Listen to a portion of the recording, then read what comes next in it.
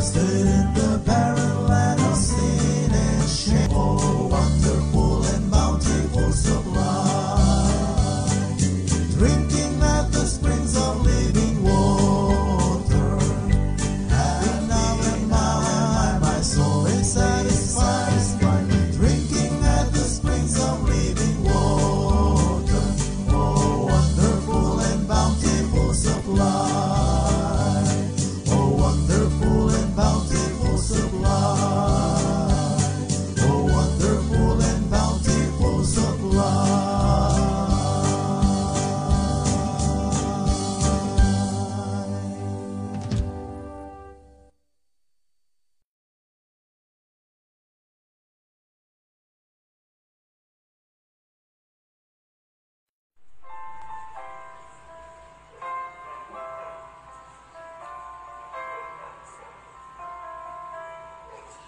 In the dark of the midnight, how will you feed my face while the storm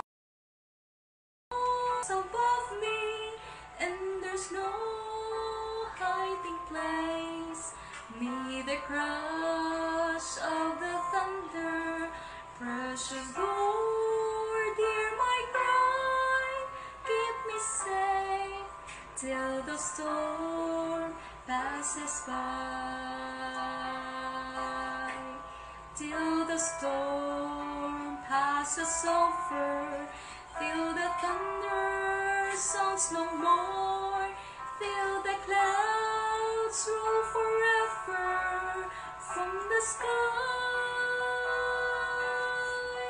Hold me fast, let me stand in the hollow of thy hand. Keep me safe till the storm passes by.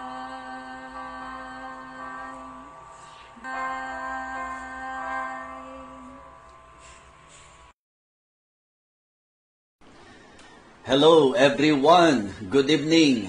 Napakaganda pong opening number ang ating pong napakinggan. Ito po'y awit na nagpapaalala po sa atin na ang bagyo po ay lilipas, at ang ating panghawakan ay ang kalakasan ng Panginoon. So tonight, I would like to welcome everyone sa ating pong Feasting on the Divine Verses online ministry. Thank you so much, Sister Kinby, sa napakagandang awit na kung saan kaugnay po sa ating magiging pagsasalo-salo ngayong gabi. Nais ko lang pong i-shout out, una sa lahat, ang aking pong mahal na nanay. Walang iba kundi si Inang Charing. Sobrang namimiss ko na po kayo. Ingat po kayo palagi at mahal na mahal po namin kayo. Nais din po nating i-shout out ngayon si Sister Berna Bautista. Kasama po ang kanyang kaibigan na si Sabel. Happy viewing, Sabel. And I hope na ma-enjoy mo ang pakikipag-salo sa amin, pakikipag-aralan sa salita ng Panginoon. Paalala lang po na ito po ay open Bible sharing, kaya wag po kayong mag-aalala. Maging bukas po tayo sa salita ng Diyos, and I'm very sure na ito po ay magiging pagpapala sa inyo. So nais po nating i-shout out ang ating pong mga early viewers, yung ating pong mga nauna na naka-tune in na po sa pagbubukas po natin ng ating programa. Si Sister Beverly Mendoza, at ganun din naman si Sister Lynn Manungsong, si Sister Tricia Borja, si Andre Bedar, ganun din po si Elene Benito, si Emily Garcia, si Danilo Benito, si Del Angelo Chico, si Jessie Canteleps, at syempre po si Sister Flo. So yan po ang ating naunang 10 ngayong gabi ito. At sa bawat isa po na naka-tune in na rin po, ang mga ka-watch party, ang mga naitag, na kaibigan at mga kamag-anak, ganun din po ang naaabot ng ating share. So kami po'y nagpapaabot ng aming pong pagbati po sa inyo at isang masayang pakikisalo po sa salita ng Panginoon. I hope na ang Diyos ay makakilos po sa ating mga puso at buhay. Actually po, yung opening number natin, medyo ang lakas na kaagad ng impact, ano po? Because sometimes we're thinking na sa mga dinadaanan natin, nararanasan natin, para bang hindi na matatapos, and then dumarating po tayo dun sa time na halos naiinip na po tayo. Pero maganda po na napaalalahanan po tayo ng napakagandang awitin. So ngayong gabing ito, batiin naman natin ang ating mga birthday celebrants, okay? Ang birthday celebrants po natin, unahin na po natin ang aking kaibigang pastor. Walang iba kundi si Pastor Robert Ortega. Happy birthday po, Pastor Robert Ortega ng Montalban. Birthday din po ngayon ni Sister Tessie Moreno. Happy birthday sa iyo. Ganon din po kay Sister Diane Rose Di Mailig. Happy birthday. Si Dominic Gomez, nagse-celebrate din po siya ng birthday ngayon po, ano po. So kaya yan po ang mga celebrants natin, and please understand na kung kayo po ay nagse-celebrate ngayon at hindi po namin nakalanan, paumanhin po. Pero kami po ay nagpapaabot ng aming taus-pusong pagbati sa inyo. At ngayon din po, exactly today, nagse-celebrate po ng anniversary ang ating pong ever supportive members mula pa noon hanggang ngayon. Anniversary po ngayon ni SPO1, si Master Sergeant Brother Ariel, at siyempre po ang kanyang may bahay na si Ate Vanji. Happy anniversary sa inyo. At tandaan nyo ito lagi na sobrang na-appreciate namin kayo. Ako personally, na-appreciate ko kayo at ng aking pamilya. We love you. So, enjoy your marriage at syempre talagang lalo pang tumibay habang tumatagal. Alright? This time, yan po. At sa mga nagse-celebrate din po ng wedding anniversary, happy anniversary po sa inyong lahat. So, this time, tayo po ay dadako na po sa ating pong panalangin. Hingi po tayo ng gabay sa ating Panginoon upang ma-enjoy po natin ang ating pong pag-aaral at ang banal na Espiritu po ang makagawa sa bawat isa habang tayo po'y nakikinig. Let us pray. Dakilang Diyos, aming Amang Banal, pinupuri ka po namin, dinadakila at pinasasalamatan. We thank you, Heavenly Father, for your goodness. We thank you for your love. Thank you for the gift of salvation. And I pray, O God, na kung may mga tagapakinig po kami, taga-subaybay, na hanggang ngayon po wala pang katiyakan ng kaligtasan, may you work in their hearts, O God. Gumawa ka po sa kanilang puso at makita po nila ang importansya ng pagtiyak po ng buhay na walang hanggan na libreng kaloob mo sa bawat tunay na mananampalataya. Dakilang Diyos, ngayong gabing ito, pakalinisin mo po ang aming mga puso, ang aming kaisipan. Nawa dakilang Diyos, maging handa po kami sa pagtanggap ng iyo pong mga salita at hiling ko rin po na ikaw ang siyang magbigay liwanag sa bawat isa po sa amin. Dakilang Diyos, maraming salamat po sa mga patuloy na nananalangin at umaagapay sa ministeryong ito. I pray, O Father, that you will continue to bless everyone. Ikaw po, dakilang Diyos, ang siyang umabot po sa aming mga spiritual na pangangailangan at nawa ito po'y maging kalakasan at kalaguan po namin sa aming pong buhay pananampalataya. Dakilang Diyos, nais po naming alalahanin sa panalangin ang anniversary po ng Maranatha International Baptist Church sa Marikina po under the leadership of Pastor Neil Keike.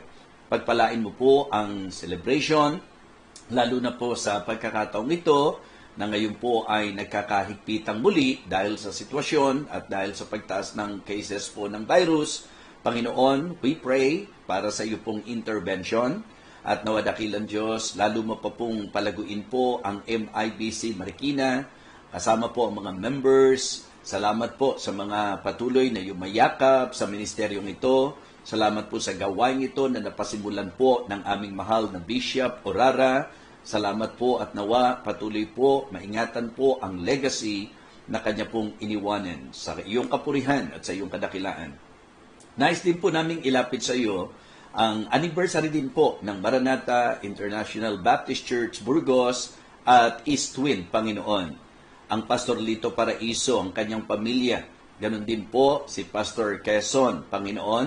Ikaw po ang siyang patuloy na magbigay ng wisdom sa kanila. And I pray, O Father, that you will bless the ministry at ang mga members dakilang Panginoon. Amin pong hiling ang matagumpay na celebration sa kabila po ng ganitong sitwasyon. Panginoon, patuloy pa rin po ang paglalapit namin sa iyo sa mga may karamdamang kapatiran, maging sa mga kamanggagawa. Ang pamilya po ni Pastor Felix, patuloy po namin nilalapit sa iyo, dakilang Diyos.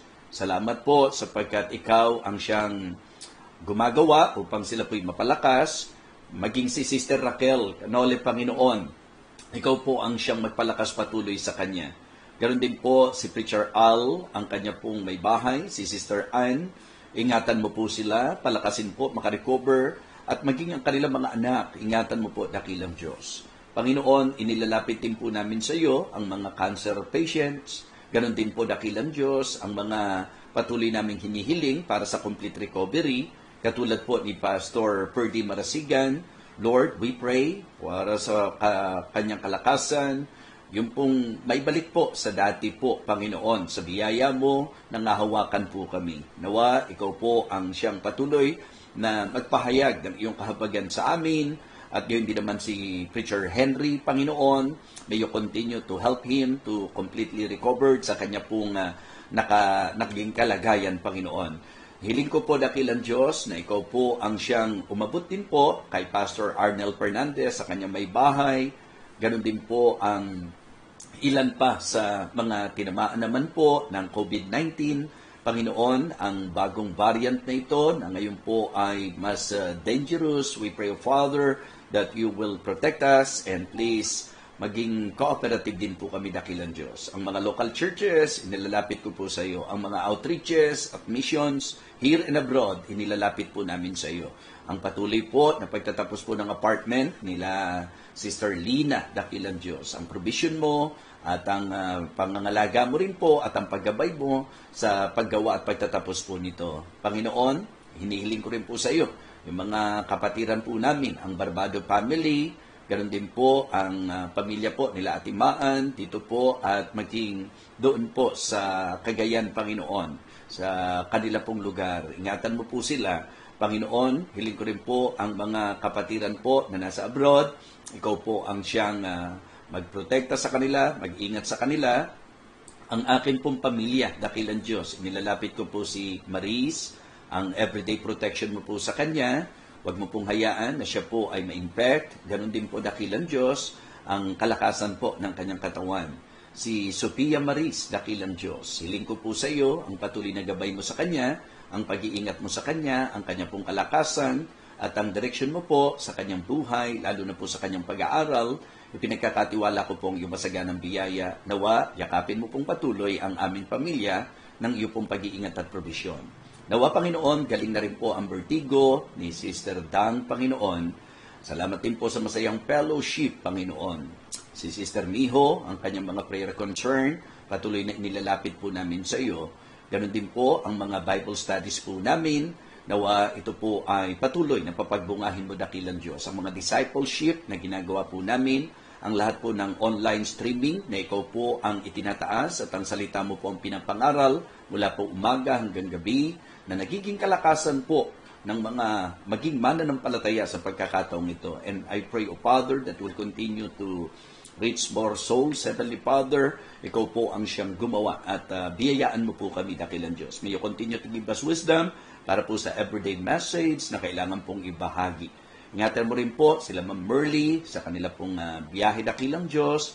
At gayon din naman, Panginoon, hinihiling ko po sa iyo na ikaw din po ang siyang patuloy na mag-ingat ng aming pong mga pamilya, lalo na po sa pagkakataong ito na muli po nandyan ang banta po ng Delta virus, at ang hiling ko po, dakilang Diyos, ang iyong patuloy na provision din po sa mga pangangailangan po namin. Ikaw, dakilang Diyos, ang amin pong pinagtitiwalaan na muling magpapala sa amin ngayong gabi. Salamat po, aming Ama. Ito po ang aming panalangin sa pangalan po ng aming Panginoong Jesus. Amen. Amen. Okay, shout out din po para sa kay Ella E. at kay Nika E. Namimiss ko na kayo, ha? So, purihin ang Panginoon. At ngayon po, makinig na po tayo ng special number. At excited na po ako sa ating pong pagsasalu-saluhan ngayong gabing ito.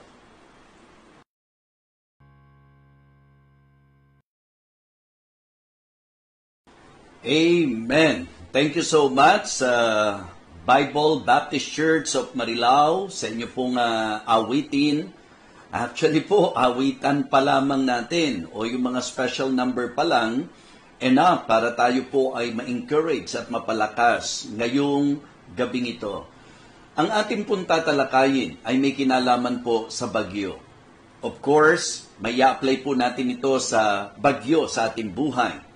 Bagamat ang ating pong mga papansinin ay yung mga storms recorded in the Word of God. Ang title po ng message natin, Storm in Different Forms. Yung pong bagyo sa iba't ibang anyo nito, ano po, at marahil sa intensyon ng bagyo po sa ating buhay. Alam po natin na ang lahat ay nasa kontrol ng ating Panginoon. At meron pong operasyon na ginagawa ang Panginoon upang siya po ay makipag-ugnay sa atin. Marahil ngayong gabing ito, isa ka sa medyo nakakaranas ng hindi birong bagyo sa iyong buhay. Kung kagabi po, pinaalalahanan po tayo sa napakamapanganib na spiritual Delta virus, ngayon naman po, nais nating mapalakas, ma-encourage ang bawat isa. And at the same time, magkaroon po tayo ng pagninilay na kung sakali man po na tayo po ay dumaranas ng bagyo, it is good na ma-identify po natin ang bagyong ito na ating pong nararanasan. So para po sa magiging teksto po natin, I would like to request everyone, kung may Bible po kayo, maaari po ninyong buksan. Kung wala, pakinggan nyo na lamang po ang aking magiging pagbasa. Ang ating pong text para sa ating feasting ngayong gabing ito ay ang Mark chapter 4, beginning verse number 35. Mark chapter 4, beginning verse number 35. And the same day, when the even was come, he saith unto them, Let us pass over unto the other side. Ayan, medyo naalala nyo po yung message ng special number natin ngayon. And when they had sent away the multitude, they took him even as he was in the ship, and there were also with him other little ships. And there arose a great storm of wind, and the waves beat into the ship, so that it was now full. And he was in the hinder part of the ship, asleep on a pillow. And they awake him, and say unto him, Master, carest thou not that we perish? And he arose, and rebuked the wind, and said unto the sea, Peace, be still. And the wind ceased, and there was a great calm. Medyo gusto kong pansinin po ninyo yun. Ang dumating daw po ay great storm of wind. Ang ating Panginoon, nung kumilos po, ang sabi po, nagkaroon ng great calm. Verse number 40, And he said unto them, Why are ye so fearful? How is it that ye have no faith? And they feared exceedingly, and said one to another, What manner of man is this, that even the wind and the sea obey him? Let us go to him in prayer. Aming kataas-taasang Diyos, patuloy po kaming lumalapit sa iyo pong trono ng biyaya, upang kami po dakilang Diyos ay iyo pong pagpalain sa pamamagitan po ng iyong banal na salita. Salamat po sa ministeryo ng feasting. Salamat din po sa mga kabalikat ng ministry na ito. Salamat sa mga kapatiran na kung saan nagbibigay din po ng effort upang sila po ay makapag-anyaya para po marami ang maabot ng iyong banal na salita. Lord, I pray that tonight you will again talk to us. May you strengthen us, O God, especially po sa aming presenting mga sitwasyon. At kung sakali po na sa gabing ito, may mga kasalukuyang dumaranas ng bagyo, ang message na ito ay maging eye-opener, ang message na ito ay maging encouragement, ang message na ito ay maging sagot dakilang Diyos sa kung ano po ang marapat naming gawin. Give me wisdom, Heavenly Father, I pray. and please, fill me with your Holy Spirit. Alam mo po ang aking heart's desire, ang maging pagpapala po sa bawat isa na sadyang nagbibigay ng kanilang oras upang ikaw po ay kanilang pakinggan. Kaya aming Ama, dakilang Diyos, nagsusumamo po kami na kami po ipagpalain mong muli ngayong gabi, na ikaw dakilang Diyos ang magbigay ng kapanatagan sa mga dumaranas ng malalakas na alon na sumasalpok sa aming pong buhay at gayon din naman dakilang Diyos sa malalakas na hangin na nagbibigay ng hirap sa bawat isa sa amin. May you bless us tonight once again, Heavenly Father. Ito po ang aming panalangin sa pangalan po ng aming Panginoong Jesus. Amen. Amen. So, ang ating pong binasa ay isang tagpo na kung saan ang ating Panginoong Jesucristo, habang siya po ay nandito sa lupa, kasi nagkaroon po siya ng tinatawag nating earthly ministry. Samantalang siya po ay nandito sa lupa, he is very busy doing the Father's business. Andyan po na siya'y nagpapagaling ng mga may karamdaman, pero lagit-lagi ang pinaka-intention po ay ang abutin ang tao, because the main reason of His coming is to seek and to save that which was lost. At dito po, mga minamahal, alam naman po natin na siya po ay merong mga alagad. Meron po siyang mga disipulo na tinatawag. Ang ating pong binasa ay isang tagpo na kung saan maglalarawan po ng realidad ng buhay po natin. Na nung sila po ay nasa ship at naglalakbay na po at nasa karagatan, sila po'y nakaranas ng matinding bagyo. So ito po ay reality na hindi po kayang baguhin ng kahit sino. Sapagkat in the reality of life, kung paano pong sa usapang buhay sa karagatan, ang bagyo ay bahagi po nito, the same thing is true in our lives. Na may mga bagyo na darating po. Kamakailan lamang, di po ba? Nakaranas muli tayo ng bagyo. Natatandaan ko po, kami po'y nasa Batangas noon. Talagang hindi po kami tinantanan ng matinding ulan, at talagang medyo, kung mahina-hina ang loob mo, maring hindi ka na tumuloy that time. But you know, ang storm, bahagi po yan ng ating pong buhay. Pero ngayong gabi po, gusto kong ang maging approach ng ating pong mensahe patungkol po sa storm ay kung paano po at ano po ang intensyon nito sa buhay ng bawat tao. Ang ibig ko pong sabihin, papansin po tayo ng mga unos o storms na recorded dito po sa banal na kasulatan. Siguro po, ang magandang bigyang pansin po natin ay yung nangyari po kay Jonah. Okay? May I request everyone, buksan po natin ang ating mga Bible sa aklat po ni Jonah. Dito po mga kapatid, siguro dahil ito naman po kwento, hindi naman po para tayo po ay kumbaga magbasa ng mga napakahabang mga talata. Siguro po, ang maganda na lang mga kapatid, mapansin po natin na sa kwento po ni Jonah, matatandaan niyo po na inutusan po siya ng Panginoon para pumunta po sa Nineveh. Pero ano po ang ginawa ni Jonah? Siya po'y tumakas. Imbis na siya po ay bibiyahe patungong Nineveh, ang ginawa po niya, siya po'y pumunta sa Tarshish. At dahil dito, ayon sa sabi po ng Biblia, ang Diyos ay nagpadala ng masasabi nating malakas na hangin. Ayan, dito po pwede nating i-consider na yan po ang isa sa form ng bagyo na ating pong tatalakayin, mga kapatid. Ano po? So, siguro magandang mapansin po natin ito sa ating pong babasahin ngayong mga talata na magbibigay ng idea po kung paano pong naranasan po ni Jonah at ng ilan yung bagyo. Gusto kong ipakita po sa inyo, dahil ang title po natin, Storm in Different Forms, ito po ay storm in a teaching form.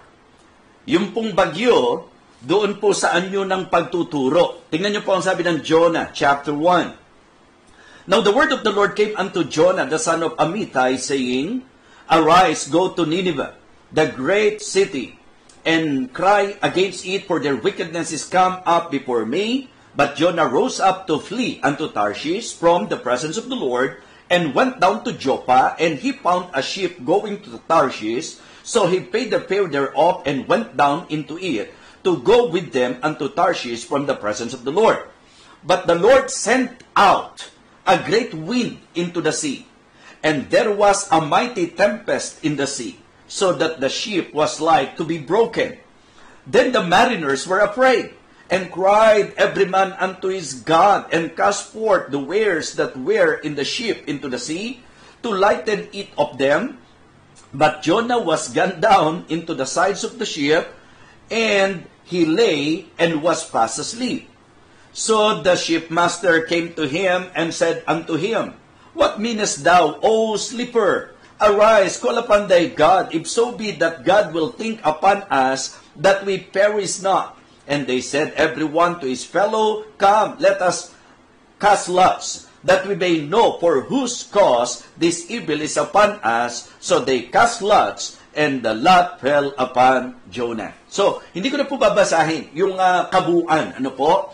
Just for you to have an idea, binasa ko po yung mga unang bahagi. Maliwanag po na ang konteksto ay sa naging disobedience ni Jonah. And let me remind everyone, may bagyo po na ibinibigay ang Panginoon upang tayo po ay turuan. Kasi kung papansinin niyo po, ang gamit po dito ng mga pahayag sa salita ng Diyos. Verse number 4, Jonah chapter 1. But the Lord sent out a great wind into the sea, and there was a mighty tempest in the sea, so the ship was like to be broken. So literally, bumagyo. At ang purpose ng bagyo ay upang kalabitin, katukin si Jonah. Upang turuan po si Jonah. So ano pong message na gusto ko pong iparating sa bawat isa po sa atin? This is, I can say, can be a message of warning to everyone na hindi po ganun lang ang pagsuway sa Diyos. May mga pagkakataon po, lilihis tayo sa kalooban ng Panginoon, gagawin natin ang sarili nating kagustuhan, hindi natin susundin ang kagustuhan ng Panginoon, tapos pag nakakaranas po tayo ng hindi magaganda sa ating buhay, di ba? Minsan, nagbubulag-bulagan po tayo. So, it is good for us to learn tonight na meron pong storm in a form of teaching. In a teaching form. Ibig sabihin po, na kaya po natin nararanasan ang bagyo, mga minamahal, sapagkat may gustong ituro ang Panginoon sa atin. Tayo po, sa buhay po natin, kung isa po tayo sa meron pong dinadaan ng bagyo ngayon, hindi po ba yan ay bagyo ng pagtuturo? Hindi po ba yan ay bagyo na ang intensyon, ikaw ay turuan? Hindi ba yan ay nasa anyo na ang nais, ikaw ay imulat, gisingin sa katotohanan? Sapagkat kung titingnan nyo po, mga minamahal, bumabagyo na itong si Jonah, parang wala pang kamalay-malay. Lumalabas po na parang ini-ignore pa niya. Kaya nga, mga minamahal, dito po sa ating pong binasa, halos marami po ang nadamay. And that is very sad. Kaya nga sana po maging importante sa atin at maging particular po tayo. Naganapin po natin kung ano ang kalooban ng Panginoon. Because in this story, we can see that because of his disobedience, binigay ng Diyos ang bagyo upang siya po'y turuan. And sad to say, there are times na nakakaapekto po tayo sa iba. Ang pagsuway po natin, ang paglihis po natin sa kalooban ng Panginoon ay po pwede po na makaapekto maging sa iba. I can say na ang storm sa story po ni Jonah is a storm, di ba? Ito po ay storm in a form of teaching.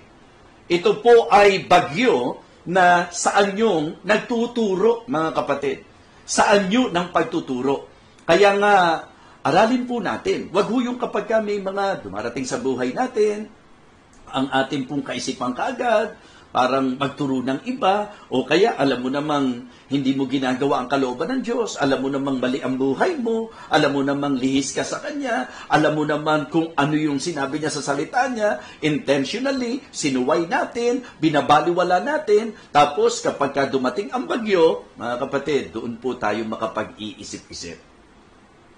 So dito po, talagang hindi po siya tinantanan ng Panginoon. Makikita niyo po mga kapatid, ang linaw-linaw po that the command of God to Jonah is to go to Nineveh para po bigyan po sila ng babala. Sapagkat nais ng Panginoon na magsisi po sila, mga minamahal. Pero palibasa po may sariling pananaw si Jonah, yun naman po ang totoo eh. Kadalasan kaya pati Diyos hindi natin masunod kasi po ipinipilit natin yung sarili nating pananaw. Ipinipilit natin yung sarili nating kagustuhan. And that is very risky. That is very dangerous. I am telling you folks, it is very risky and dangerous for us na ipilit po natin ang sarili nating gusto. Ang Diyos po all-knowing, ikaw hindi, ako hindi. So Him being an all-knowing God, paghawakan po natin yung sinabi po niya na alam niya kung ano po ang iniisip niya para sa atin. For I know the thoughts that I think toward you, said the Lord, thoughts of peace and not of evil, to give you an expected end. Ang sinasabi po niya, ang aking plano sa inyo ay plano ng kapayapaan. Minsan kaya nagugulo ang buhay natin. Kaya po ang bagyo dumarating sa buhay po natin. It is because ang gusto ng Diyos, matuto ka, matuto ako, matuto po tayong lahat, kaya hindi po pwede na ang kamalian, babaliwalain ng Panginoon. Hindi po pwedeng ang paglihis, babaliwalain ng Panginoon. Sa storyang ito, ang Diyos ang nagpadala ng malakas na hangin. Diba? At alam niyo po yung kwento, dahil po dito, so natakot po silang lahat. Ang bawat isa po nagsuri ng sarili. So kaya for me, ito ang magandang ating matutunan. Kapag ka po merong storm, mga kapatid, the best thing that we can do is to search our life. Atin pong saliksikin ang ating mga buhay. Atin pong suriin ang ating pong mga sarili. Alam niyo po, pagka inunawa niyo pong mabuti ang record dito po sa Jonah, kahit po yung mga mariners di po ba? And the shipmaster, yung mga kasamahan po niya, lahat sila nagtanong anong dahilan ng bagyong ito? Sino ang dahilan ng bagyong ito? Yan po ang magandang bagay po na matutunan po natin ngayong gabi. Na kapag tayo po ay dumaranas ng bagyo, ang una muna natin gawin, saliksik. Suri, may mali ba sa buhay ko? Meron ba ako naging pagsuway sa Diyos? Meron bang dapat gawin ko sa Diyos na hindi ko nagawa? Meron bang dapat ibinibigay ko sa Diyos na hindi ko binibigay? Hindi ko ba nagaganap ang kalooban ng Panginoon? Okay? So, kung sa pagsisiyasat natin ng sarili natin, alam nating sinusunod natin siya, alam nating maayos naman po tayo. Kasi grabe po yung nangyari dito kay Jonah. Binagyo po sila, at alam nyo po, ang nangyari, pinatapon po siya. Diba? Itinapon po siya doon sa dagat, kinain siya ng malaking-malaking isda. O, yun lang po, malungkot na karanasan po yun Ang masarap na karanasan, yung ikaw ang kakain ng malaking-malaking isda. Di po ba? So, ganun ang Diyos. Pagka nagpala siya, talagang ikaw, kapag ka sumusunod ka sa Kanya, ikaw, pakakainin Kanya ng malaking-malaking isda. Di po ba? Pero kapag ka sumuway ka naman, o baliktad naman, siya ang kinain ng malaking-malaking isda.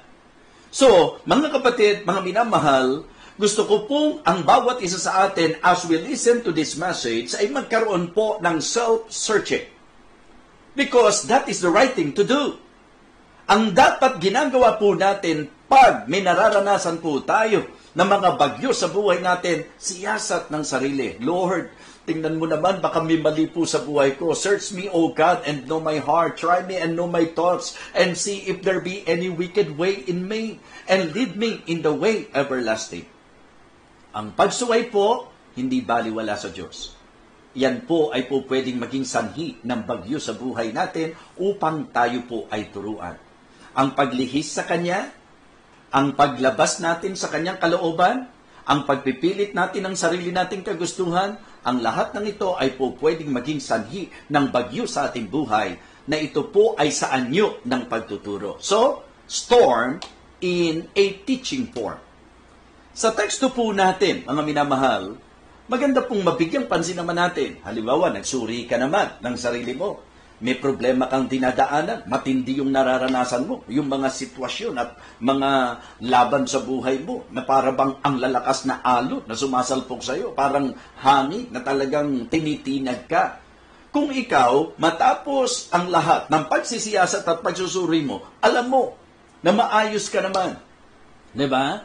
Pwede naman pong maaaring ito po ay bagyong nararanasan natin upang subukin naman tayo. So ito naman po yung storm in a testing form. Trying o trial form. So tingnan niyo po ang sabi ng teksto natin. Balikan po natin, mga minamahal. Mark chapter 4. Mark chapter 4. Diba? Ang sabi po ng verse number 35, "And the same day when the even was come, he said unto them, Let us pass over unto the other side." Kaya nga ang gandang picture nito na para bang tayo, mga naglalakbay po sa karagatan na ang intention po natin, makarating po tayo doon sa other side, doon sa kabilang ibayo po. Pero along our journey going there, so pwede na maka-experience po tayo ng bagyo, ng alon, ng malakas na hangin.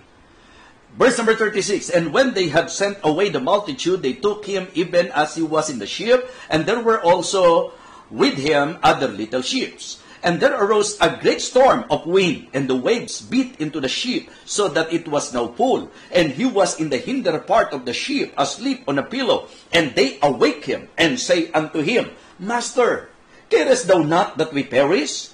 And he arose and rebuked the wind, and said unto the sea, Peace, be still. And the wind ceased, and there was a great calm. And he said unto them, Why are ye so fearful? How is it that ye have no faith?" So ito naman po ay storm in a testing form. Ibig sabihin po, para subukin po yung pananampalataya natin. Kasi baka mamaya, tayo po yung mga katulad nung sinasabi po ni Satan, na kaya lang naman naglilingkod sa iyo yan, kaya lang naman nagtatapat sa iyo yan, kasi ang gaganda ng nangyayari sa buhay niya. Pinagpala mo yung trabaho niya, masyadong masagana ang kanyang pamilya, puro pabor ang nangyayari sa kanya. Kaya ang gustong palabasin ni Satan, the only reason why Job is faithful to you, it is because of the many blessings na ibinibigay mo sa kanya. Ang sabi niya, subukan mong alisin lahat yan. Naku, kung bagyo't-bagyo lang din ang pag-uusapan, palagay ko po, hindi na kailangang mahaba pa nating talakayin ang bagyong naranasan ni Job sa buhay po niya. Bagyo na talagang umepekto po sa usapang pangkabuhayan. Bagyo na umepekto po sa usapang pangpamilya. Bagyong umepekto po maging sa kanyang mga kaibigan. Bagyong umepekto po maging sa kanyang pisikal na kalagayan. Lahat na po, ngalanan nyo na ang pwedeng bagyo na maranasan natin bilang tao, lalo na sa usaping Kristiyano. I can say that Job experienced that. Pero alam nyo po, mga minamahal, napatunayan ang kadalisayan ni Job dahil sa mga bagyo na kanyang dinaanan. Because of, in spite of the many storms that he experienced as he served the Lord, habang siya po'y nagtatapat sa Panginoon, mga kapatid, makikita niyo po na siya'y nanatili. Minsan, darating tayo doon sa punto na makakaranas tayo ng bagyo para tayo po ay subukin. Talaga bang praise the Lord ka talaga? Talaga bang purihin ang Panginoon ba talaga? Ikaw ba ay po pwedeng sabihin na parang si Job, the Lord gave, the Lord that taken away, blessed be the name of the Lord?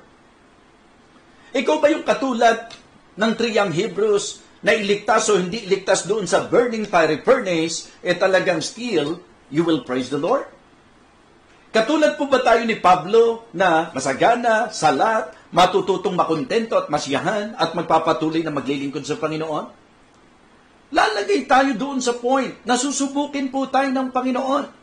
And I can say na meron pong storm in a testing form.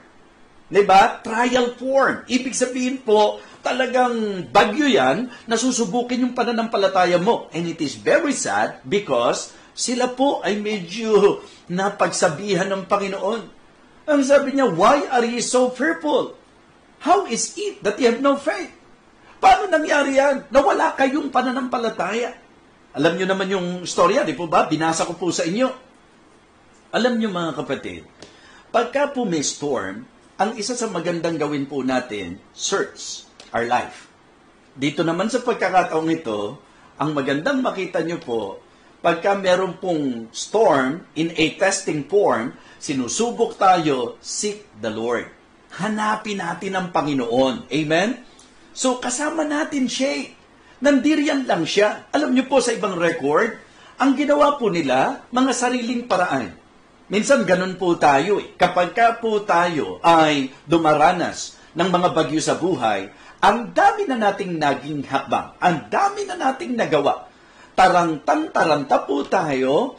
Ang dami na po nating taong inisip, sino lalapitan ko, kanino ko aasa, paano ko kaya masusolusyonan ito, kanino kaya ako manghihiram, ano kaya ang po pwede kong magawa, kanino kaya ako manghihingi. Mga kapatid, yun po yung takbo, kadalasan po ng isip ng marami.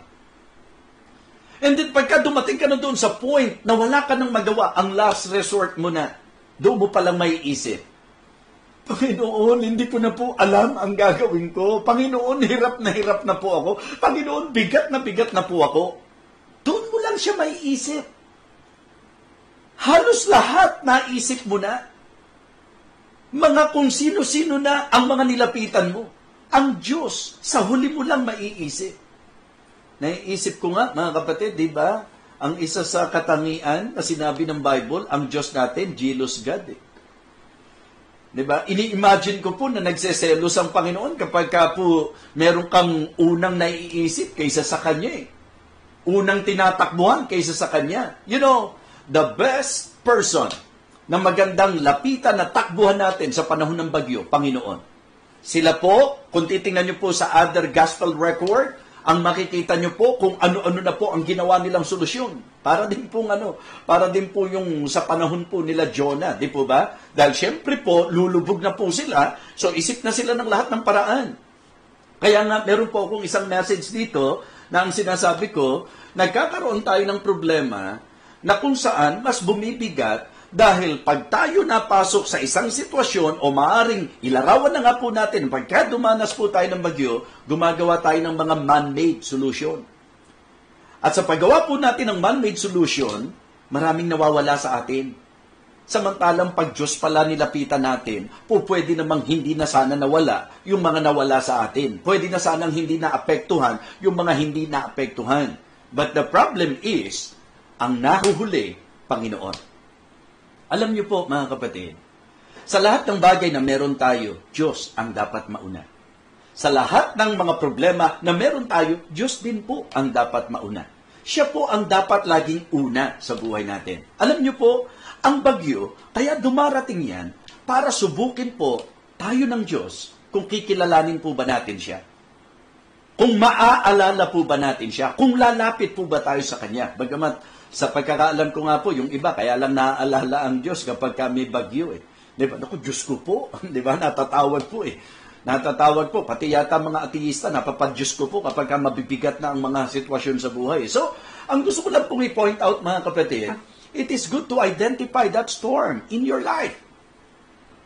Maybe ito po storm in a form of testing or trial. So, dapat malaman natin yan. So, seek the Lord. Hanapin natin ang Panginoon. Mga kapatid, isa pang magandang record ng storm sa Bible, yung pong time ni Apostle Paul. Remember that? Nung na-shipwreck po sila, at ano ba yung tinawag sa bagyo na? Euroclydon, di po ba? Yung matindi pong matindi, boisterous, at talagang matinding hangin po, mga kapatid. Ang konteksto po ng Acts 27, buksan niyo po, ang konteksto po niyan, kung tutusin, binigyan na sila ng warning. Diba? Binigyan na po sila ng warning po nitong si Apostle Paul na talagang wag nang tumuloy, di po ba? Or pinaalalahanan po sila. Tingnan niyo po sa chapter 27. Okay, bago tayo mag-proceed. Yung isa po na storm na pinag-aralan natin sa storya ni Jonah, ikinonsider po nating storm in a teaching form. Ang message application nito, may mga bagyo na dumarating sa buhay natin para magsiyasat tayo ng ating mga sarili. Baka may mali po sa atin, baka may pagsuway po tayo, baka may paglihis po tayo, baka wala tayo sa kalooban ng Panginoon. Binabagyo po tayo upang tayo po'y turuan. Nako, maniwala po kayo. Natuto po si Jonah na talagang sundin ang Diyos sa buhay niya. Sapagkat yun na lamang po ang magiging solusyon talaga para malagpasan po niya ang lahat ng kanyang dinaanan. Okay? So, maganda po yun. Pag may time kayo, pag-aralan niyo po yung storya ni Jonah. So itong mga disciples, nakakalungkot. Mga disipulo pa naman sila. Pero ang sabi ng Panginoon, nasubo ko kayo. How is it that you have no faith? Kaya natakot po silang mainam eh. Hindi po ba? So, ngayon naman po dito, yung kay Paul. Ang gusto ko naman pong ipakita sa inyo rito is yung storm in a testimony form. Yung pong bagyo, para naman po sa patotoo. Kasi si Apostol Pablo bilang lingkod ng Panginoon, kailangan po talagang maramdaman, makita ang Diyos sa kanyang buhay, maging sa kanyang pangangaral. Tingnan niyo po ang sabi ng verse number 9. Now, when much time was spent, sa mga sumusunod po, Acts 27, and when sailing was now dangerous because the fast was now already past, okay, Paul admonished them and said unto them, Sirs, I perceive that this voyage will be with hurt and much damage, not only of the lading and ship, but also of our lives. Nevertheless, the centurion believed the master and the owner of the ship more than those things which were spoken by Paul. Ito po ho, gusto kong masundan yung mabuti. Huwag niyo pong babaliwalain ang mangangaral ng Panginoon. Huwag niyo pong babaliwalain ang inyo pong pastor. Siya po ay itinalaga ng Diyos upang kayo po'y gabayan, upang ibigay po sa inyo ang mensahe, upang kayo po ay payuhan. Eh minsan po pinapayuhan na po tayo, okay? Ano po ang ginagawa natin? Hindi natin iniintindi. Binabaliwala natin. Mga kapatid, this is actually the exact story. Hindi po pinakinggan si Paul. Verse number 12. And because the haven was not commodious to winter in, the more part advised to depart thence also, if by any means they might attain to Phoenice, and there to winter, which an haven of Crete, and lieth toward the southwest and northwest. And when the south wind blew softly, supposing that they had obtained their purpose, losing thence, they sailed close by Crete. But not long after, there arose against it a tempestuous wind called Euroclydon. Ayan. So, ito po. Nangyari po yung sinasabi po ni Pablo na delikado po talaga. Kaya nga for me, ito po'y bagyo ng patotoo. Di ba? So, tingnan niyo po ang sabi. Verse number 15. And when the ship was caught and could not bear up into the wind, we let her drive. And running under a certain island, which is called Clauda, and had much work to come by the boat, which when they had taken up, they used helps, undergirding the ship, and fearing lest they should fall into the quicksands, straight sail, and so were driven. And we being exceedingly tossed with the tempest, the next day they lightened the ship, and the third day we cast out with our own hands the truckling of the ship. And when neither sun nor stars in many days appeared, and no small tempest lay on us, all hope that we should be saved was then taken away. So talagang hopeless. Helpless. Diba sometimes, dumarating tayo dyan. So syempre po, pwede nyo rin maiugnay doon sa storya po ni Jonah. Kaya lang kay Jonah, directly, ang Diyos ang nagsabi. Dito naman po, ang magandang patotoo na makita nyo, ginagamit niya ang kanyang lingkod.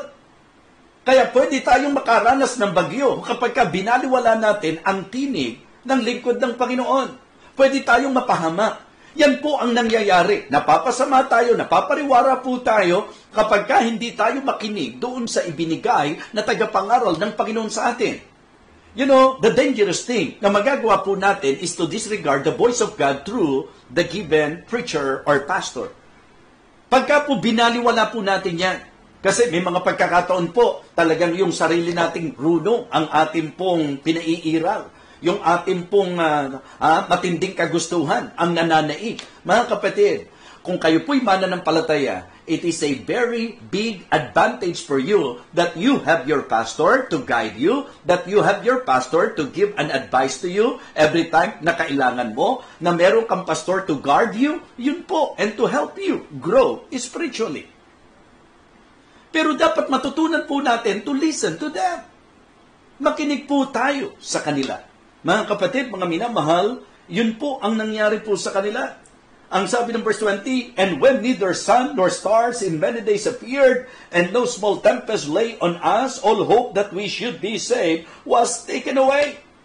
Verse 21, "But after long abstinence, Paul stood forth in the midst of them, and said, Sirs, ye should have hearkened unto me." Ayan na.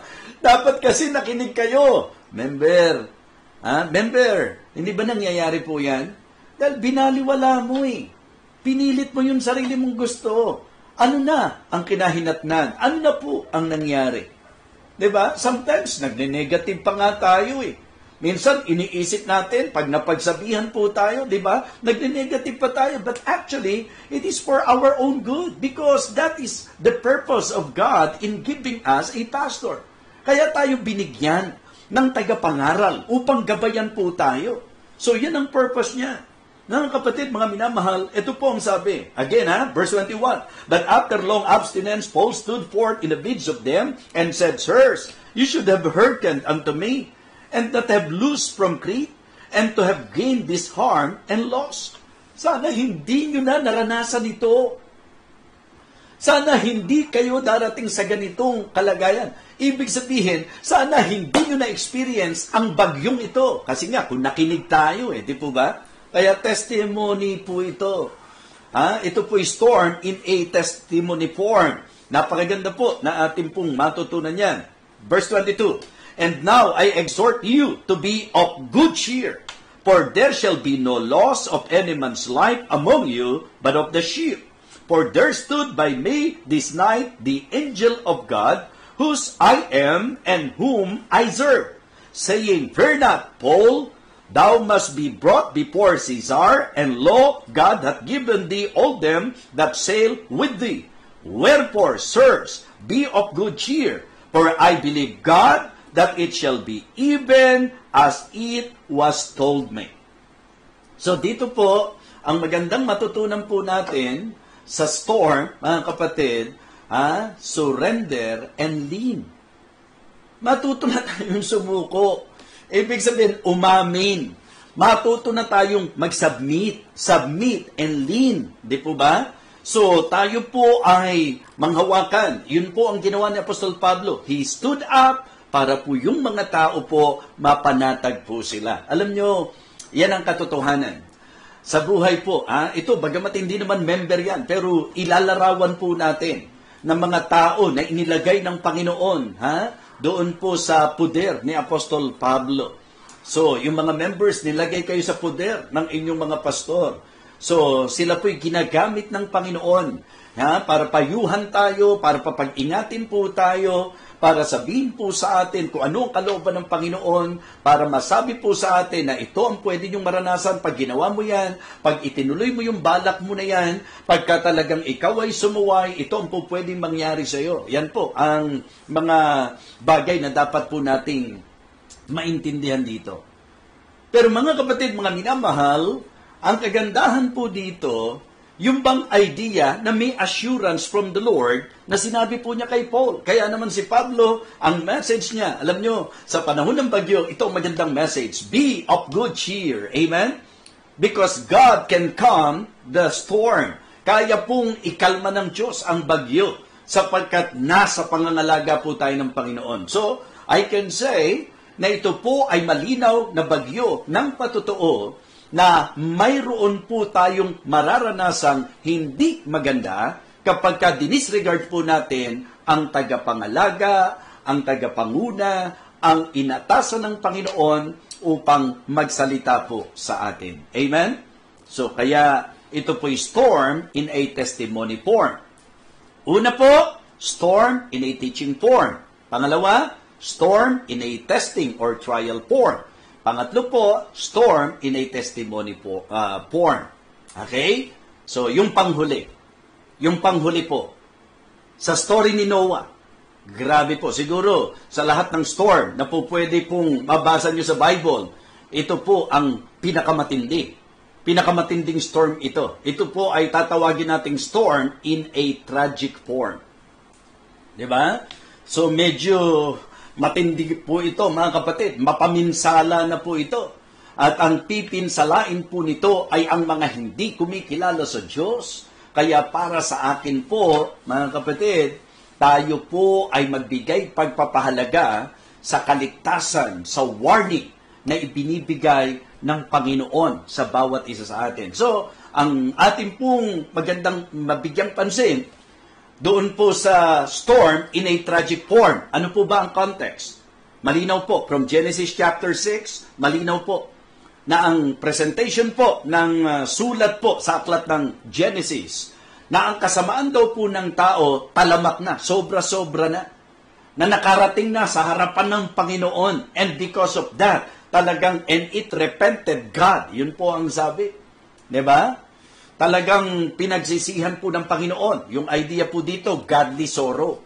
Talagang ikinapanglaw ng Panginoon ang pagtindi ng kasamaan ng tao. At alam niyo po, ang kasamaan ng tao ay magiging sanhi ng storm na katulad nung kanilang panahon in a tragic form.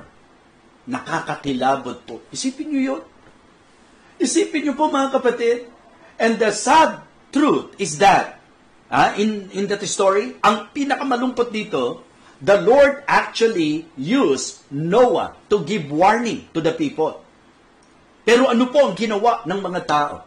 They disregarded the warning. Hindi po nila binagyang pansin, mga kapatid. Ang gusto ko pong i-point out, nagpatuloy sila sa kasamaan.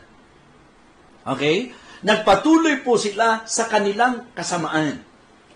Ang napakaganda po na atin pong maintindihan dito po sa istoryang ito, yung pong mga masasamang bagay, yung mga matitinding trahedya sa buhay, ito po ay masasabi po nating bagyo na ibinibigay ng Panginoon dahil sa kasamaan ng tao. So kaya importante po, medyo mild pa po yung idea nung sinasabi natin kanina, na talagang niyanig po si Jonah dahil sumusuway siya.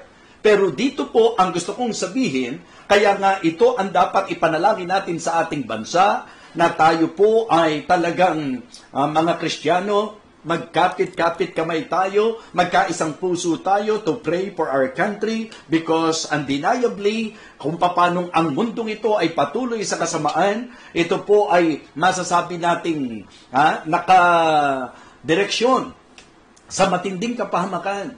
So mga kapatid, nung panahon po ni Noah, nagkaroon po ng paggunaw sa pamagitan po ng baha. Kaya kumbaga, ito po yung tragic storm na ipinaranas po sa kanila. Mga kapatid, sa ganitong pagkakataon po, what we need is the salvation of the Lord. Salvation. Kailangan po nating bigyang pansin na ang ating pong trabaho ngayon ay parang Noah. Na warningan po natin ang mga tao upang sila po ay maingatan sa trahedya na po pwedeng dumating sa kanilang mga buhay. Kaya ngayong gabi po, simpleng pag-aaral pero napakahalaga. Mga katotohanan na kung saan dapat hindi po babaliwalain ng bawat isa na nakakapakinig. Kaya nga sabi ko, I am very thankful to God. Kasi, syempre ako, pag matutulog, pagising, ang iniisip ko na kaagad, Lord, ano po yung message na gusto mo ibigay sa mga tao? And then, syempre, matutulog ka, gigising ka, and you will wait for God to give you the message. And I am very sure that the reason why God led me, na ito po ang message na ibigay ko sa inyo. Because maybe, nakakaranas po tayo ng storm in different forms. Baka po yung nararanasan natin ngayon sa buhay nating bagyo ay pagtuturo ng Diyos. Baka ang nararanasan nating bagyo sa buhay po natin ay pagsubok ng Diyos. Baka ang nararanasan po nating bagyo ay patotoo ng Diyos. O ang napakabigat, parusa ng Diyos. Ngayong gabing ito, napakaganda po, search your life. Seek the Lord. Surrender and live and be saved. Ang bawat isa po, lalo na sa mga nakikinig ngayon, na wala pang katiyakan ng kaligtasan. Alam niyo po, napakaganda na atin pong tiyakin ang ating kaligtasan sa pamamagitan po ng ating Panginoon. Huwag niyo pong baliwalain ang sinasabi po ng salita ng Diyos. Huwag niyo pong baliwalain ang aral na ipinararating ng mga tagapangaral na talagang mula sa salita ng Panginoon. Ngayong gabing ito, mga kapatid sa Panginoon, mga kaibigan, aralin niyo po kung ano yung bagyo na yan na nararanasan po natin sa ating buhay. E paano po kung ang bagyong ito ay pagtuturo ng Diyos? E di tayo po, katulad po ni Jonah, magsisi at talagang gawin na po natin kung ano po ang nais ng Panginoon. Kasi ang warning nito sa atin baka kala mo nakakalagpas-lagpas ka lang. Baka kala mo parang okay lang. Sinuway mo siya. Ginawa mo yung sarili mong kagustuhan. Teka, maghintay ka. Kasi yun po yung makikita po natin sa prinsipyong itinuturo sa banal na kasulatan. Kung alam mo namang ayos ang lakad mo sa Panginoon at may bagyo ka, pwede kang pumanatag. Bakit? Sapagkat yan ay pagsubok ng Diyos sa iyong pananampalataya. Panatilihin mo ang kapit mo sa Diyos sa anumang bagyo na kakaharapin mo sa buhay. O marahil, ito po ay bagyo na naranasan mo kasi hindi mo pinakinggan ang lingkod ng Panginoon. Hindi mo pinakinggan ang payo na kung saan sinabi na sa iyo na iyan ang mararanasan mo. So, hopefully, natuto po tayo ngayong gabing ito sa ating pong mensahe. Let us pray. Dakilang Diyos, maraming salamat po na muli mo kaming nabigyan ng pagkakataon na makausap sa pamagitan po ng iyong mensahe sa ministeryong ito ng Feasting on the Divine Verses. Lord, I pray that you will continue to bless this ministry. I pray, O Father, na ang puso ng bawat isa'y naging bukas at nawa magpakatotoo po kami, Panginoon. Harapin namin ang katotohanan patungkol sa bagyo na amin pong nararanasan. Ikaw po, dakilang Diyos, ang alam namin na makapagkakalma ng bagyo. Alam po namin na ikaw ang siyang po pwede naming panghawakan sa anumang dahilan ng bagyo sa aming buhay. Kaya dakilang Ama, aming Panginoon, muli ka naming pinapupurihan. Salamat po, nawa napalakas kami, napagpala kami, naliwanagan kami sa amin pong naging pagsasalo-salo ngayong gabi. Ito po ang aming panalangin sa pangalan po ng aming Panginoong Jesus. Amen. Amen. Okay, so purihin po ang Panginoon. Mga minamahal, thank you po for always praying for me.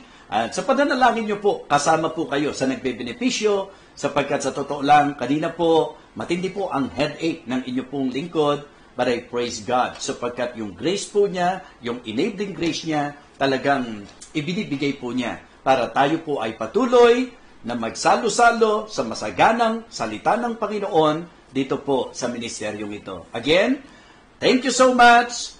God bless you all. To God be the glory.